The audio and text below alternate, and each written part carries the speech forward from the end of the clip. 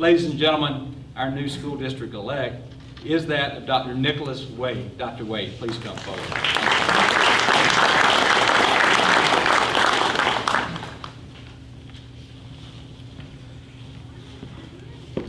It's great to kind of come up here and not have a mask, because not only can you see how true it is how young I am, but also how handsome I can actually be. And I do want to forewarn you, Tim James, he told me I have 15 minutes. I don't know if that's news to all of you, but you never should give 15 minutes to an English teacher. So first I want to thank... Whole time.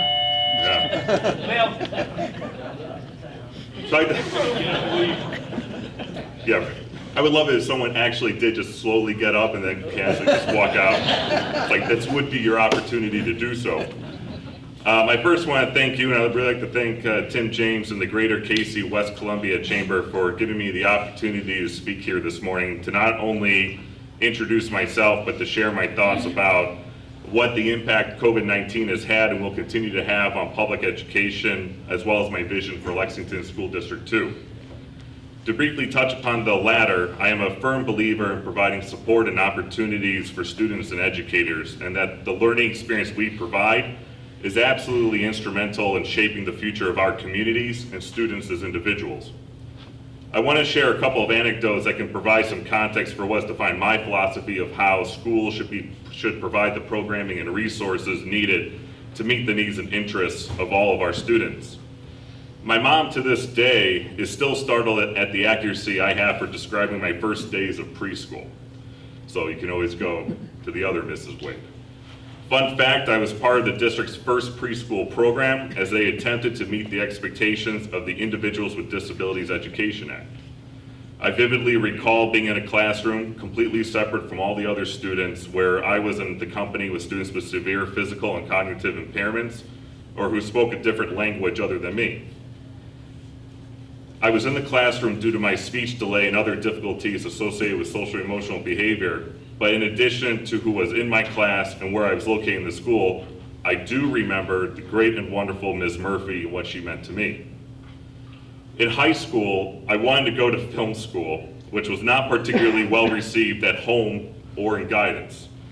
For those who do not know, I am an avid film fan, and after this speech, we can have a great exchange about recommendations from the silent era to the golden age to the modern blockbuster, whatever. I more than likely have seen it. But my mom wanted me to go into journalism, my guidance counselor into business, my dad only wanted me to have a W-2, and my career interest inventory said I should be a forest ranger. So it only makes sense that I wind up being a superintendent of schools. Then I've been very fortunate in my life and career to have mentors encourage and direct me to new opportunities. And it started with Mr. Ross making me more engaged in social studies than I ever thought possible. It then continued with Ms. Maminga supporting my journalism writing, specifically around film reviews and events, and Mr. Newkirk constructively countering the freedom he gave me in my essays and text selection in English class. And in short, I really want to stress that the experience matters. Who is in the classroom matters, expectations and opportunities matter, public education matters. And what COVID-19 did more than anything to public education these past 6 months is highlight just how much we need public education to not only exist, but continue to evolve. We saw the issues school districts face across the nation with matters related to equity. We especially saw this when it came to accessing electronic devices, the internet, food, and mental health services. And look at how in the last 6 months we have had students across the country be greatly affected by the loss of community, being exposed to trauma, and regressing in their learning. In addition to the social, emotional, and academic repercussions of COVID-19, the Organization of Economic Cooperation and Development released a study where they believe the American economy will lose anywhere from $14 to $28 trillion of economic growth in the long term due to the loss of instruction compounded with current hurdles public schools already face. And now we have state after state talking about reducing funding to public schools because of short-term financial concerns. And I really, as an English teacher, I want to emphasize there's a difference between concerns and constraints. And I may not be an economist, but I would find it prudent to invest now what matters most to ensure there is a thriving American economy, and that investment is in our public education system. I mentioned earlier that COVID-19 allows an opportunity for public school systems to continue to evolve, and I want to somewhat clarify what I mean by that. And I do not want you to feel that the ability to change is only restricted to funding and operations. I mean, we need to reevaluate how we talk about school and what public education can do for our students and families. If we inherently did not believe it mattered one way or the other if a child attended school, we would not be having as visceral of an argument as we are in America today about attending 5 days a week in person. And if legislators from state to state believe in the importance of 5 days of instruction, then schools should be at the very least fully funded. And I want to stress that part of the conversation, how we address or treat public schools, is not just focused on funding, it is about respect out of the profession and what it brings. And I believe it is important that we respect how we have educators willing to risk themselves to do what is best for students. We are in the middle of a once-in-a-lifetime event that has resulted in significant strife in the lives of American families, and educators have navigated, at best, on fluid and conflicting information to provide to the best of their abilities and afforded resources a quality learning experience. And I think that level of respect for and pride in our education system should be at the forefront of other related conversations about what the public education system can or should look like in the coming years. I would find it absolutely disheartening if in 10 years there are no substantive changes to the funding, operations, and purpose of our schools.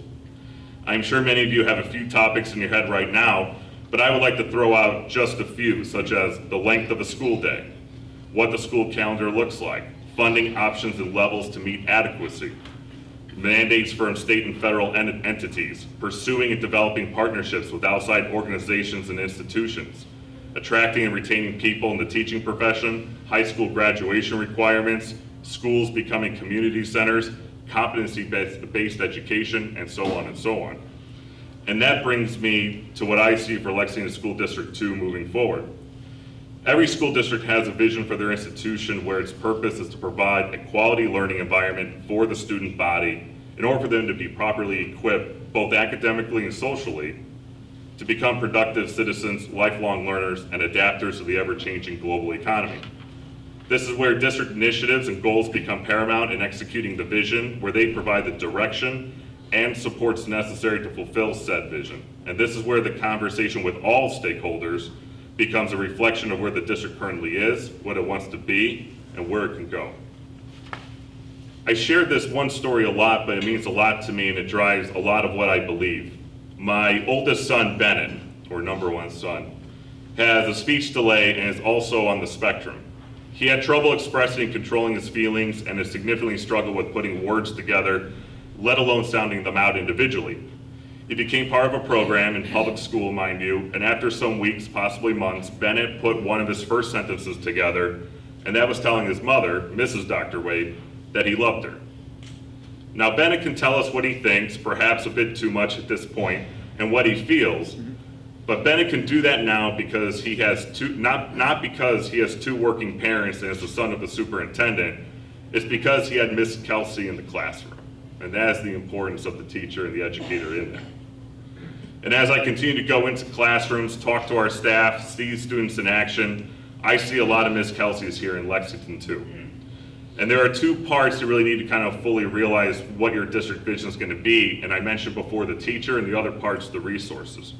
And resources include providing like targeted and meaningful professional development opportunities for staff and administration that tie into an overall goal or direction, having teaching and support staff positions that can fully realize a continuum of opportunities for academic and student supports, providing student access to technology, expanding upon programming options with related resources without barriers, and having continued funding into improved facilities such as this that continue to reflect what our own expectations are for the learning environment.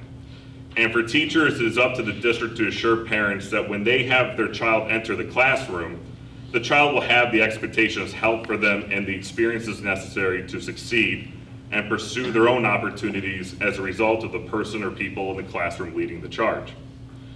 If you ask what I believe in, I would tell you I believe in equity, providing comprehensive support systems for all students to grow academically and behaviorally, the power of instructional technology to be a tool in providing an immersive blended learning environment, putting in place collaborative structures for staff to constructively engage in matters related to best practices, and objectively identifying and responding to the many needs of students, having in place standards-based grading and pursuing competency-based education, creating articulated college and career pathways for middle and high school students, and students reaching a point in their educational career to where they can give back, to and model for others what it means to be a Lexington II graduate.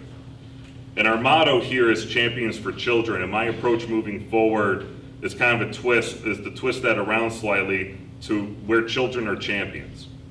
And I look forward to the coming years working with all of you to help build and advocate for our champions. And I really want to thank you again for the opportunity to speak here this morning. I'm sure it was right below 15 minutes. I'm sure you will let me know, but I really want to thank you for the opportunity to come here and speak before you.